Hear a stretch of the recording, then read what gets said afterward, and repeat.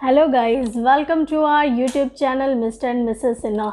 आज मैं आप लोग के साथ शेयर करने जा रही हूँ कि हम लोग नोएडा से गुड़गांव कैसे शिफ्ट हुए, क्या रीज़न था और सडनली हम लोग को क्यों शिफ्ट होना पड़ा, क्योंकि और क्या क्या मुश्किलें आई शिफ्टिंग से पहले और शिफ्टिंग के बाद क्या क्या लॉस हुआ हमारे साथ, वो सारी चीज़ मैं आप लोग के साथ शेयर करने जा रही हूँ आज। उससे पहले मैं आज आप लोगों को कहूँगी कि आज मैं इतना अच्छा फ़ील नहीं कर रही हूँ, फिर भी मैं सोची ब्लॉगिंग बना लेती हूँ, क्योंकि आज कुछ ऐसा बैड न्यूज़ सुनी हूँ जिसकी वजह से मुझे अच्छा फ़ील नहीं हो रहा है। फिर भी मैं सोची ब्लॉग क्यों छोड़ूँ, घर पे हूँ और आप लोग को भी शायद इंतज़ार होता होगा हमारे वीडियो का, तो इसीलिए मैंने वीडियो बनाया। तो एनीवेज़, तो मैं गुड़गांव शिफ्टिंग को लेके आज वीडियो शेयर कर रही हूँ। काफ़ी लोग इंस्टाग्राम पे भी मुझे मैसेज कर रहे थे कि आप लोग क्यों शिफ्ट हो गए गुड़गांव, पहले तो नोएडा में थे। इनफैक्ट मैं नोएडा में काफ़ी टाइम से थी, मैंने एमबीए वगैरह भी वहीं से किया और मेरी शादी भी बाय डिफ़ॉल्ट नोएडा में ही हुई। और तो मेरी शादी वहीं हुई। तो ऑब्वियसली मैं 2016 जब मैं पंजाब में थी, तो मैं 2015 तक पंजाब में थी। उसके बाद फिर मैं आई नोएडा में एमबीए की। उसके बाद एमबीए करने के बाद फिर मेरी जॉब लग गई। उसके बाद मेरी शादी हो गई। जॉब के तुरंत बाद ही मेरी शादी भी हो गई थी, अरेंज मैरिज। तो इस तरह सफ़र हुआ। तो आप देख लो ना, 2016 से लेके 2021 तक का सफ़र था नोएडा का। तो जब मैं सुनी थी कि मुझे जाना पड़ेगा गुड़गांव, तो मैं काफ़ी अच्छा फ़ील नहीं कर रही थी कि मुझे गुड़गांव जाना पड़ेगा, क्योंकि होता है ना कि अगर आप किसी जगह पे काफ़ी टाइम से रह रहे हो और यूज़ टू हो गए हर चीज़। यार कॉलेज किया मैंने वहाँ से मैंने जॉब मैंने स्टार्ट किया, मेरी शादी हुई, वापस मैं शादी के बाद वहीं रहने आई। तो ऑब्वियसली मेरा काफ़ी लंबा सफ़र रहा वहाँ। तो मुझे अच्छा नहीं लग रहा था, बट स्टिल अगर आपका कुछ ऐसा चेंज करने का होता है जिसमें आपका पूरा लाइफ टिका होता है, जैसे कि जॉब पॉइंट ऑफ व्यू से अगर आपको चेंज करना पड़ा, मेरे हस्बैंड को भी उनके जॉब पॉइंट ऑफ व्यू से ही चेंज करना पड़ा। तो उस केस में इंसान कुछ कर भी तो नहीं सकता है ना, तो उस टाइम तो आपको चेंज करना ही पड़ेगा। If your boss says you have to move from Noida to Gurgaon, then you have to move. Okay, this was the reason कि हम लोग शिफ्ट हुए नोएडा टू गुड़गांव। ओके, उसके बाद मैं आप लोग से बताना चाहूँगी कि फिर हमने जब पता चला कि हमें नोएडा टू गुड़गांव शिफ्ट होना पड़ेगा, तो हमने क्या किया। पहला स्टेप, पहली बात तो जब हमें पता चला, वो टाइम था जब हम लोग डलहौजी का वीडियो भी मैंने डाला है गाइज, आप लोग चेक करना। माइंडसेट था कि we have to shift to Gurgaon because इसका ऑफिस यहाँ है, सब कुछ यहाँ होगा, तो ऑब्वियसली हम नोएडा में रह के करेंगे क्या, जहाँ पे आपकी रोजी रोटी होगी वहीं तो रहोगे ना। तो वही बात थी। तो ये रहा फर्स्ट क्वेश्चन का आंसर कि हम लोग गुड़गांव क्यों शिफ्ट हुए। अब सेकंड क्वेश्चन ये था कि कैसे कैसे रूम वगैरह फ्लैट वगैरह ढूंढे। तो हम लोग फ्लैट वगैरह इस तरह से ढूंढे कि पहले ये ऑनलाइन चेक किए, कुछ फ्रेंड्स को बता दिए थे कि हमें फ़्लैट का रिक्वायरमेंट होगा। अगर आप लोग के नोन में, आप लोग के जानने में पता हो तो आप लोग बताना। तो इनके फ्रेंड्स वगैरह और एक अंकल भी थे जो मेरे जानने वाले थे, मेरे पेरेंट्स के, तो उनको भी बोल के रखे थे। लेकिन बाय डिफ़ॉल्ट हम लोग को किसी और के थ्रू नहीं मिला, हम लोग को ऑनलाइन मिल गया। और कुछ हमने वो भी फ्लैट देखे थे जहाँ पे इनके ऑफिस वालों ने ढूंढा था, तो ऐसे करके मिल गया ऑनलाइन। लेकिन ऑनलाइन इतना अच्छा मिला फ्लैट, मतलब जैसा हम लोग का रिक्वायर्ड था 2 लोगों के लिए, क्योंकि मैं और मेरे हस्बैंड ही हैं, दोनों ही साथ रहते हैं बस, और कोई भी नहीं है। तो उस केस में आप ज़्यादा बड़ा भी लेके क्या करोगे। कभी मैं होम टूर कराऊंगी कि कितना बड़े घर में हम लोग रह रहे हैं। गुड़गांव इज़ वेरी कॉस्टली, सो मतलब आप ज़्यादा बड़ा लेते हो तो उसके लिए आपको बहुत इन्वेस्ट भी करना पड़ता है। तो जितना छोटा में ही हम लोग काफ़ी रेंट भी दे रहे हैं। तो जो भी है, एनीवेज़, तो आप लोग को मैं ये बता रही थी कि मैं क्यों शिफ्ट होने का बात हो गया, सारा कुछ फाइनल हो गया।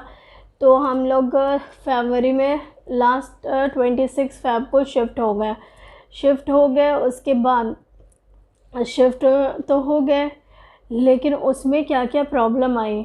हमने पैकर्स मूवर रखा था। पैकर्स मूवर तो पता ही है कितना कॉस्टली होता है। आपके सामान होंगे ज़्यादा, उस हिसाब से पैकर मूवर्स का चार्ज होता है।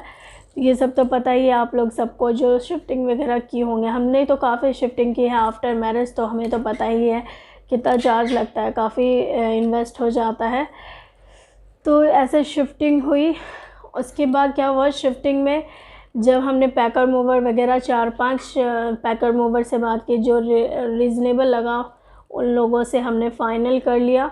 उसके बाद फिर जब क्या हुआ कि जिस दिन 26 को हमारी शिफ्टिंग होने वाली थी, तो आप जानते हो कि वो लोग आते हैं बहुत ज़्यादा प्रोफेशनल होते हैं। मगर क्या हुआ हमारे साथ कि 2 तो बहुत ज़्यादा प्रोफेशनल थे। 4 लोग आए थे और उसमें दो तो बहुत प्रोफेशनल थे, लेकिन एक जो थे वो बहुत ही, एक नहीं 2 और जो थे वो बहुत ही लेज़ी थे। लेज़ी इन सेंस कि मतलब सेंसलेस ही थे वो, उनको कुछ पता नहीं था कैसे क्या करना है।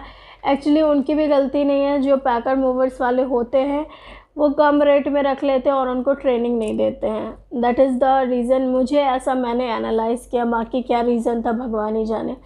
उन्होंने मेरा काफ़ी लॉस कर दिया।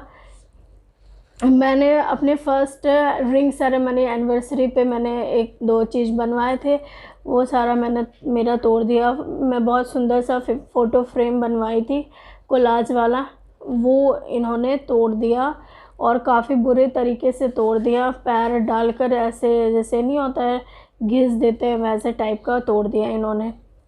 उसके बाद एक तो ये लॉस हो गया। उसके बाद हमारा जो ग्लास वाला बॉटल था, ग्लास का बाउल था, वो सारा चीज़ इन्होंने तोड़ के पता नहीं कहाँ रख दिए, कुछ पता ही नहीं चला। ये सब ऐसे ऐसे करके काफ़ी लॉस हुआ, कह ही नहीं सकते। काफ़ी लॉस हुआ, इतना याद भी नहीं है कितना लॉस हो गया। तो shifting is a big deal कि आपका काफ़ी लॉस होता है, आपका काफ़ी इन्वेस्टमेंट होता है, पैसे वेस्ट होते हैं, काफ़ी कुछ होता है। तो अगर मजबूरियाँ हो तभी आप शिफ्टिंग करो, वरना तो क्या ही, कौन ही शिफ्टिंग करता है, कोई नहीं करता है। तो ये हो गई बात। उसके बाद जब शिफ्टिंग के लिए वहाँ से निकले, ये भाई साहब, ये लोग चारों लोग इतने लेज़ी थे कि लेट हो गए। अब लेट हो गए तो क्या कर सकते हैं। ऑब्वियसली आप अगर नोएडा से निकलोगे तो नोएडा के बाद दिल्ली बॉर्डर आएगा, फिर गुड़गांव बॉर्डर आएगा, तो आपको दोनों बॉर्डर पास करना है। और 5 बजे के बाद नो एंट्री बंद हो जाता है। तो नो एंट्री, ये यहाँ पे 5-5:30 बज गया इन्हें पहुँचने में, तो फिर नो एंट्री हो गया बंद। अब फिर ये लोग बहुत रिक्वेस्ट करे पुलिस वगैरह से, जो नो एंट्री। उसके बाद फिर जब रिक्वेस्ट वगैरह किए, उसके बाद जाके पता चला कि बहुत ज़्यादा बात ले दे के सब कुछ सलट गया। उसके बाद फिर फाइनली हमारा सामान आ गया यहाँ पे। और जो ब्रोकर था उनसे तो मेरी बात हो रखी थी, लेकिन ब्रोकर तो हमेशा ब्रोकर होते हैं, चाहे वो कितने भी अच्छे हों। मेरा बहुत बैड एक्सपीरियंस रहा है ब्रोकर के साथ, तो इसीलिए मैं ऐसा कह रही हूँ। और इनफैक्ट लास्ट जब हम गुड़गांव भी शिफ्ट हुए तब भी ऐसा ही एक्सपीरियंस रहा, तो इसलिए मैंने कहा ब्रोकर हमेशा जो आपको दिलवाते हैं घर वगैरह, वो हमेशा आपको चीट करेंगे, कहीं ना कहीं थोड़ा बहुत तो कर ही जाएंगे। कुछ भी आपको परफेक्टली वो नहीं देंगे, बट फिर भी still compare to other broker ये फिर भी सही थे। तो क्या हुआ कि हमने सब कुछ पेमेंट वगैरह कर गए थे, बट क्या हुआ कि जो हमारे ब्रोकर थे, जिस दिन हम लोग पहुँचे उस दिन तक इन्होंने सफाई नहीं करवाई थी, क्योंकि इनके दिमाग में माइंडसेट था कि मैंने घर सफाई करा दी है तो साफ़ ही होगा। बट ऐसा होता नहीं है गाइज़। अगर आप बहुत पहले सफाई करा दी हो, रोज़ अगर पोछा भी लगता है ना घर में, तब भी डस्टिंग हो जाती है, तो आप बंद घर तो और गंदा हो जाता है, ख़ास करके वो शीशे का हो तो ज़्यादा ही गंदा हो जाता है। तो ये सारी चीज़ थी। बंद घर गंदा हो गया, काफ़ी गंदा हो गया। आई देखी ये यहाँ फेंका वो वहाँ फेंका, मैं परेशान यार कैसा ये करके रखा है। फिर मैं उनको दोबारा से फ़ोन करी, उनको कुछ पता ही नहीं है। आप चाबी खोल के गए, बोलती हूँ भैया आप ये क्या करके रखे हो, तो फिर कहते हैं कि मैम मैंने तो सफाई करा दी। मैंने बोला कि भैया अब तो सामान आ गया है, अब आप बताओ क्या कर सकते हैं। फिर यार तुरंत आपको है ना जो सफाई वाले हैं वो भी तो नहीं मिलेंगे ना। तो वैसे करके मेरा फिर सफाई वगैरह कराया इन्होंने ले दे के किसी तरह। उसके बाद जाके पता चला कि क्या कहते हैं, सफाई तो वाले को 50 बार फ़ोन करा, वो कह रहा 500 लेंगे 300 लेंगे। तो मैं बोली आपकी डील है, आप करो, मैं इसमें आपका कोई हेल्प नहीं कर सकती हूँ। ऑब्वियसली यार मैं कितना पेमेंट करूँ, ऑब्वियसली मेरा पैसा इतना खर्च गया ऑलरेडी, तो मैं कितना ही पेमेंट कर सकती हूँ। तो मैंने डायरेक्ट वहाँ पे सिलेंडर कर दिया कि भाई साहब मैं नहीं पेमेंट करूँगी, आप करो। बट उसने भी कुछ नहीं कहा, उसने भी पेमेंट वगैरह जो भी था उन्होंने बोला कि आप कर देना मैम, फिर मैं आप कट कर लेना मेरे में। मैंने बोला चलो ठीक है। वैसे करके फाइनली घर तक सामान आ गया, सफाई हो गई। उसके बाद फिर जो सामान वगैरह उन्होंने फटाफट लगाया। उसके बाद फिर 1000 के करीब हमारा आने का भी खर्च लग गया था। वो सब भी सब कुछ बेयर किया जो नो एंट्री में फंसे थे। उसके बाद फिर ये सारा कुछ हो गया फाइनल। फिर लग गई थी यार सुबह का खाया हुआ, वो भी ऐसे मतलब किसी तरह कुछ बिस्किट वगैरह खा के ही हम लोग वहाँ से आए थे। उसके बाद फिर जब यहाँ पहुँचे यार मैंने बोला अवनीत काफ़ी भूख लगी यार, शाम हो जाएगा किसी को भी भूख लग जाएगी। फिर हम लोग खाना खाए। उसके बाद फिर जब खाना जो खाए, इतना कॉस्टली खाना था, मैंने कभी इतना मतलब इतना कम क्वांटिटी और वेज खाना इतना कॉस्टली मैंने कभी नहीं खाया था। ऑब्वियसली मैं हवेली में भी खाई हूँ तो इतना कॉस्टली कभी नहीं खाई हूँ। हवेली में भी अप्रॉक्स अगर वेज थाली वगैरह मंगाते हो 250 280 बहुत होता है। बट आप पूछोगे मुझसे कि कितना प्राइस था, आप क्या पूछोगे मैं बता देती हूँ आपको। प्राइस वाज, आप गेस करके ज़रूर बताना, अगर वैसे मैं बता दूँगी। प्राइस ये था 450 का एक थाली था, जिसमें 2 चपाती थी, दाल मखनी था, पनीर टिक्का, थोड़ा थोड़ा जो थाली में आइटम देते हैं ना, तो इतना कॉस्टली था। तो ऑब्वियसली आप मतलब होता है ना कि आप कितना ही थाली मंगाओगे, एक थाली हमने मंगाया उसी में खाया। फिर जब हमारा रूम सेट तो हुआ नहीं था, वो दोपहर शाम की बात हो गई, शाम में मैं थोड़ा खा ली। उसके बाद फिर रात की बात गया यार, ऑब्वियसली हम थक चुके थे तो खाना तो था ही कुछ ना कुछ। फिर जब बाहर से लेकर आए तो वो 250-300 रुपये में खाना आ गया, जो कि हम लोग भरपेट अच्छे से पेट भर के खाए। बट ये था कि यार स्टार्टिंग में 450 रुपीज़ का एक वेज थाली यार 2 आदमी आराम से खा सकता है उतने में, अगर आप हल्दीराम या कहीं भी अच्छे शॉप पे खाते हो तो। मुझे बहुत ऑनलाइन मैं कभी नहीं मंगाती हूँ गुड़गांव में, क्योंकि ऑनलाइन बहुत ही कॉस्टली है।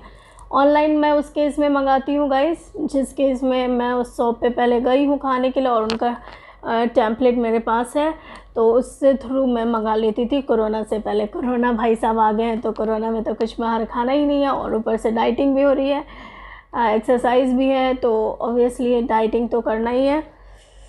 तो कोरोना, और आप लोग बताओ कोरोना काल में आप लोग कैसे हो।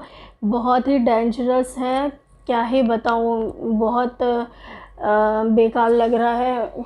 जानने वाले लोग बहुत बीमार चल रहे हैं, कुछ लोग तो रहे भी नहीं इस दुनिया में, उनके लिए काफ़ी बुरा लग रहा है। बट इसीलिए मेरा मूड ख़राब है। काफ़ी लोग नोन हैं जिनको मैं जानती थी, उनका डेथ हो गया है कोरोना की वजह से। तो कोरोना बहुत ही डेंजरस है, आप लोग भी बच के रहो। सबसे यही रिक्वेस्ट है, आप लोग भी सब बच के रहो और अच्छे से रहो। कोरोना को हल्के में मत लो, क्योंकि अभी जस्ट मैं 8 बजे ये न्यूज़ सुन रही थी कि कोरोना ऐसा पिछले बार वाला जो वेव आया था, जो अभी सेकेंड वेव है, वो बहुत ही डेंजरस है। और आप लोग प्लीज़ बच के रहो हर किसी को, क्योंकि जो भी यूट्यूब पे वीडियो देख रहे हो वो मेरे यूट्यूब के मेरे फैमिली के जैसे ही हो। तो ऑब्वियसली मैं आप लोग को भी सजेस्ट करूँगी कि आप लोग भी बच के रहो। काफ़ी ख़तरनाक वेव आया है और इस बार तो लोगों का जान काफ़ी ले रहा है, क्योंकि ये रिसर्च किया गया है कि जितनी भी महामारियाँ हुई है वो पिछले बार से, जैसे फर्स्ट वेव जो आता है उसके बाद सेकेंड वेव वो ज़्यादा ख़तरनाक होता है, उसमें काफ़ी लोग का जान जाता है। तो प्लीज़ आप लोग घर पे रहो और सुरक्षित रहो। अगर हमारा चैनल आप लोग को अच्छा लगा हो तो लाइक करना, सब्सक्राइब करना और बहुत सारा प्यार देना। और गाइज़ मैं वहाँ पे वीडियो में डाल दूँगी जहाँ पे मेरा इंस्टाग्राम आईडी होगा, वहाँ पे आप लोग इंस्टाग्राम पे जाकर मुझे फॉलो भी कर सकते हो और मेरी बहुत सारी रील वीडियोस पे आती रहती है, तो उसको आप देख सकते हो और एंजॉय कर सकते हो। Bye bye, good night.